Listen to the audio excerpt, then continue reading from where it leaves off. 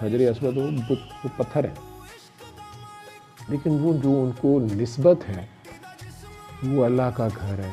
वो नबी करीम सल्लल्लाहु अलैहि वसल्लम ने उसको चूमा है, हाथ लगाया है।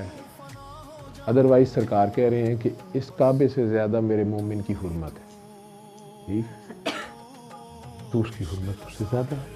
लेकिन वो निस्बत बहरहाल उसमें काउंट करती है कि बहरहाल आप उस खाना काबा की तरफ हो या पत्थर ही है तो उधर को मुंह करके आप पेशाब नहीं करेंगे, थूकेंगे नहीं, आप हया करेंगे कुछ पर्टिकुलरली। तो अगर जान के करेंगे तो इसकी सज़ा में भी फंस जाएंगे आपको, क्योंकि आप जानबूझ के डिलिबरेटली बाकायमी होशो हवास ब्लास्फेमी कर रहे हैं, तो फिर अल्लाह अपने वो रिएक्शन आपको आते हैं जो भी।